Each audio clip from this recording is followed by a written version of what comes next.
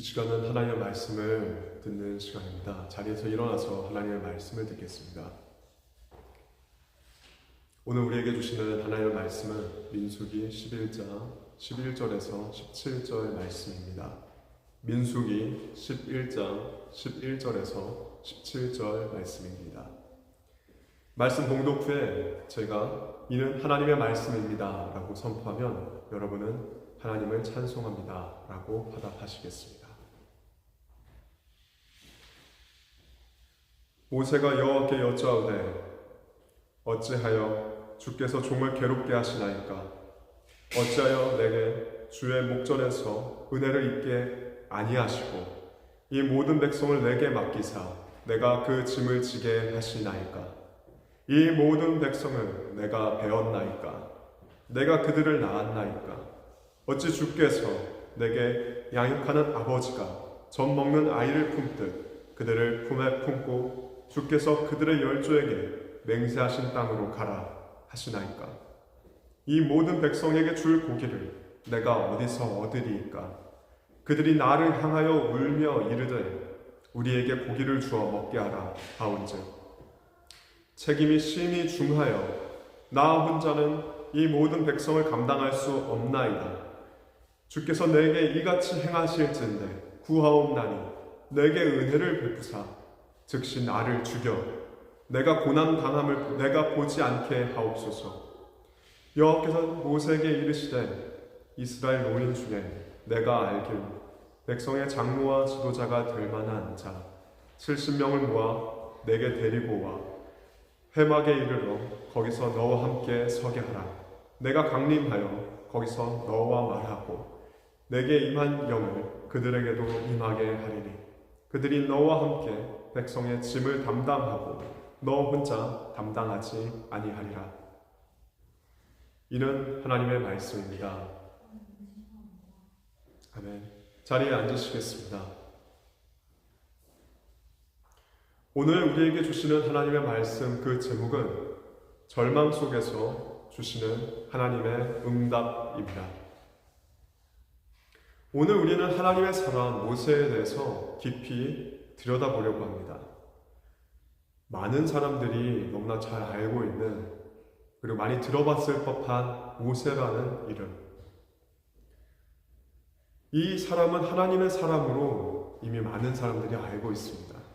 그 하나님의 사람 모세에 대해서 우리가 생각할 때 항상 평안하고 만사 형통한 삶을 살았을 것이다 라고 생각할 수 있습니다. 과연 모세의 삶이 그러했을까요? 모세는 태어나면서부터 강가에 버려진 아이였습니다. 태어나면서 죽음의 시련을 겪은 거죠. 기억하지 못한다고 해도 물속에서 그렇게 죽어가던 그런 인생으로 시작한 것이 바로 모세였습니다. 그리고 나이 40에 이제는 내가 우리 민족을 위해서 무엇인가 할 수 있지 않을까? 민족을 위해서 애굽 사람을 죽였을 그때 하나님께서 나를 사용하지 않았을까 생각했을지 모릅니다. 근데 그때 그 일이 발각되어 모세는 또다시 죽을 고비를 넘깁니다. 도주합니다. 그래서 광야로 갑니다. 그리고 나이가 80이 되어서 결국 다시 하나님의 부르심을 입고 되돌아와 이스라엘 백성을 애굽에서 끄집어냅니다. 구원의 길로 인도합니다. 그것이 바로 출애굽기입니다. 이 위대한 지도자 모세, 그의 삶은 결코 평탄하다라는 것과 거리가 멀었습니다. 드디어 출애굽을 해서 모든 것이 이제 끝나지 않았나 라고 생각할 수 있지만 이때부터 또 40년의 광야 생활이 시작됩니다. 태어나면서부터 그리고 40세의 도주에서 40년 동안을 그리고 그 이후로 또 40년 동안을 광야에서 살다가 죽은 모세. 그 모세는 백성들이 불평과 불만할 때 너무나 심한 고통과 좌절을 느끼고 결국 이렇게까지 이야기했습니다. 그게 오늘 말씀에 나옵니다. 뭐라고 이야기했냐? 차라리 나를 죽여주십시오. 나에게 은혜를 베풀어서 주님 제발 날 좀 죽여주세요. 나 너무 힘들고 못하겠습니다. 나를 좀 죽여주세요. 모세의 이 기도는 우리가 흔히 기대하는 하나님의 사람의 모습과는 정말 다릅니다. 그러나 오늘 본문에서 하나님은 그 절망 속에 있는 모세에게 특별한 응답을 하십니다. 우리도 이 응답을 통해서 절망을 이겨내고 그리고 하나님의 섭리와 그 역사를 경험하는 저와 여러분이 되기를 기원합니다.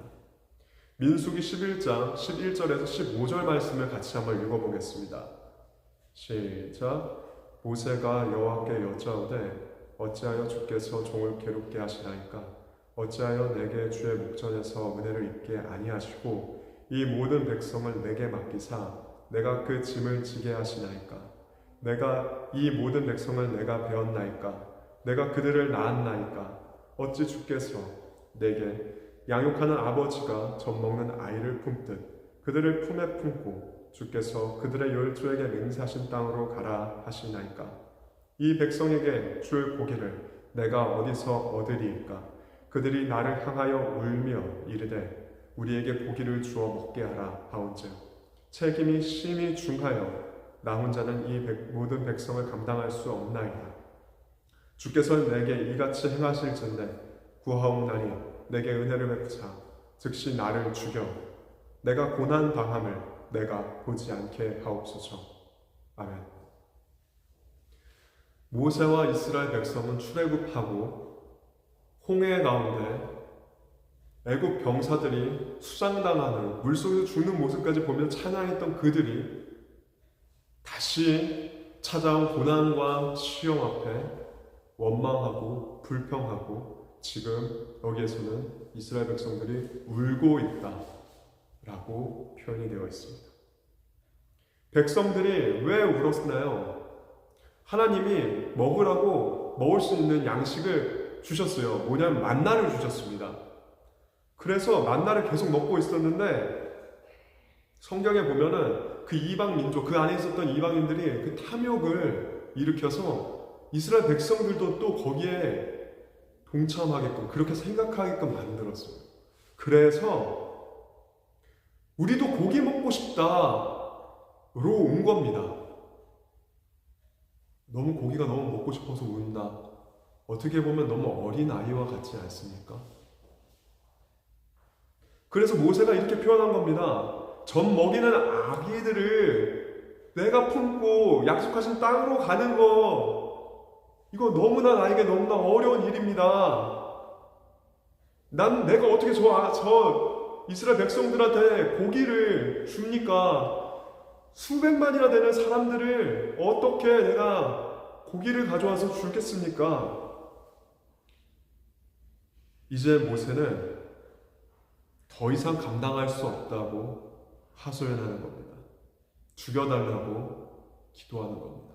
자기의 한계에 도달하기 때문입니다.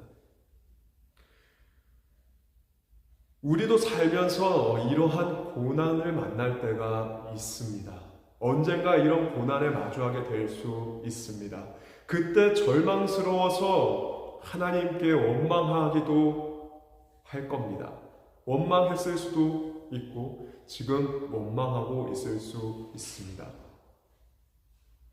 정말 계속되는 어려움 때문에 나의 생명을 거두어 주십시오라고 고백할 수도 있습니다.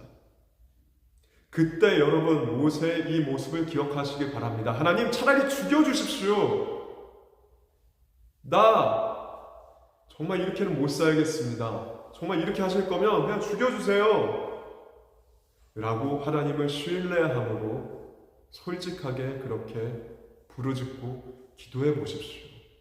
하나님께서 그 기도를 반드시 들으십니다. 우리의 고통을 주님께서는 외면하지 않으십니다. 민수기 11장 16절에서 17절 말씀을 같이 한번 읽겠습니다. 시작. 여호와께서 모세에게 이르시되 이스라엘 노인 중에 내가 알기로 백성의 장로와 지도자가 될 만한 자 70명을 내게 데리고 와 회막에 이르러 거기서 너와 함께 서게 하라.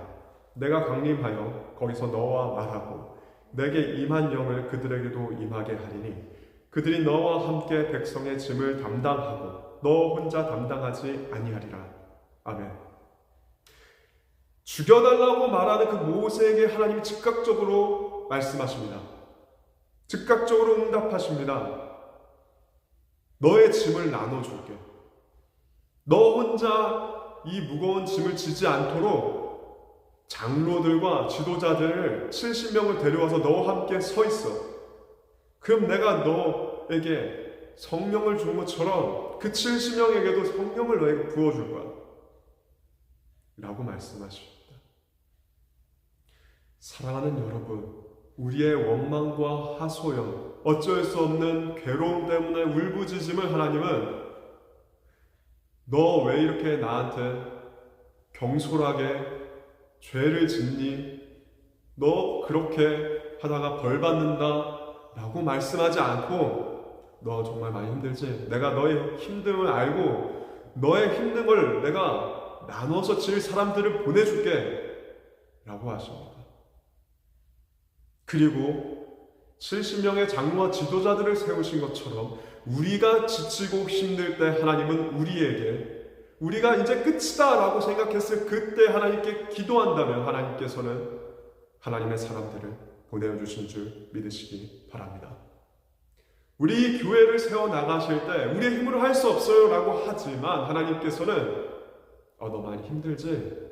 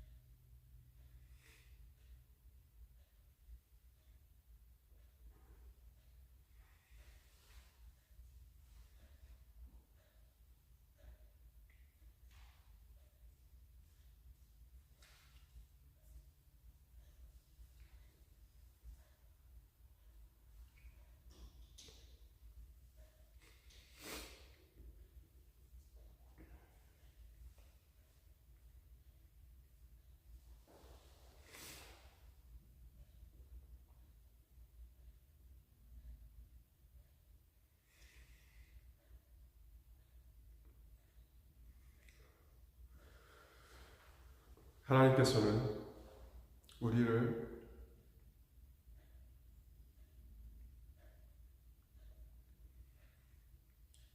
외면하지 않으시고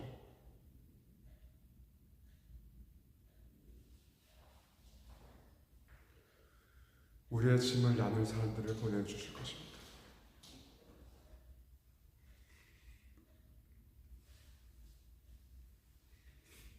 뿐만 아니라 하나님께서는 이미 우리에게 예수 그리스도를 보내어 주셨습니다. 우리가 져야 할 죄와 죽음을, 그 짐을 이미 대신 짊어 주셨습니다.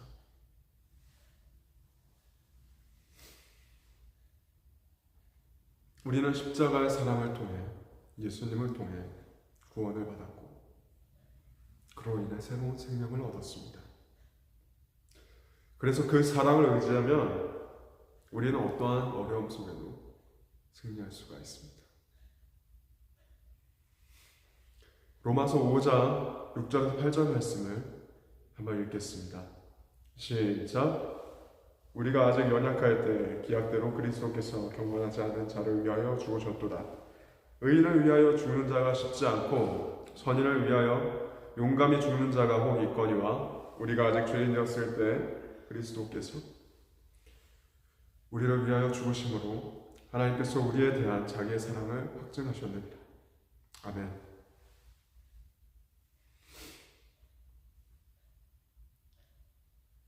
우리의 힘으로 할 수 없을 때, 우리의 힘으로 할 수 없어요. 할 수 없습니다. 정말 죽겠습니다. 힘듭니다. 라고 이야기할 때, 예수님께서 우리의 삶을 책임지시고 우리의 죄의 짐을 지고 십자가에 죽으셨던 것처럼 또 우리에게 하나님께서는 동역자들을 보내주실 겁니다.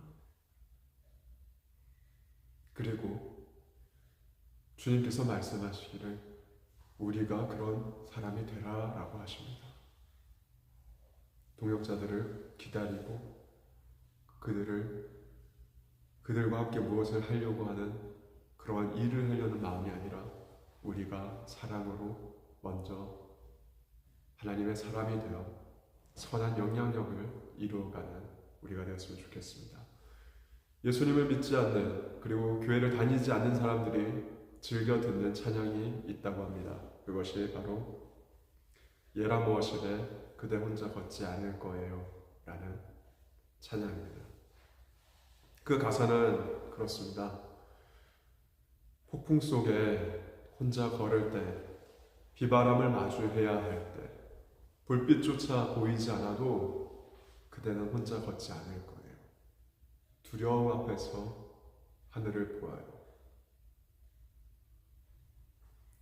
외로운 그대여 슬퍼봐요. 그대는 혼자 걷지 않을 거예요. 사랑하는 여러분, 하나님께서 여러분을 사랑하셔서 절망 가운데 우리가 있을 때 예수 그리스도를 보내주셨고 또 힘들고 어려울 때 하나님의 일을 감당할 때 나 혼자는 할 수 없다고 할 때 분명히 주위를 보면 하나님이 보내신 사람이 있을 겁니다. 그리고 하나님의 사람이 하나님의 손길이 필요한 사람이 보인다면 여러분이 하나님의 손과 발이 되어 사랑으로 섬겨주시기 바랍니다. 그렇게 세워지는 우리 베를린 가나안 교회가 되기를 주님의 이름으로 기원합니다. 기도하겠습니다. 전능하신 아버지 하나님, 오늘 우리는 당신 앞에 나아갑니다. 모세가 무거운 짐을 감당할 수 없다고 죽여달라고 외쳤듯이 우리도 때로는 지치고 절망합니다. 그러나 우리는 믿습니다. 하나님은 우리의 절망 속에서 침묵하지 않으시며 언제나 응답하시는 분이심을 믿습니다. 우리의 짐을 주님께 맡기고 주님의 도우심을 구합니다. 예수님의 사랑과 은혜로 다시 일어서게 하여 주시고 날마다 새 힘을 얻게 하여 주옵소서. 예수님의 이름으로 기도합니다. 아멘.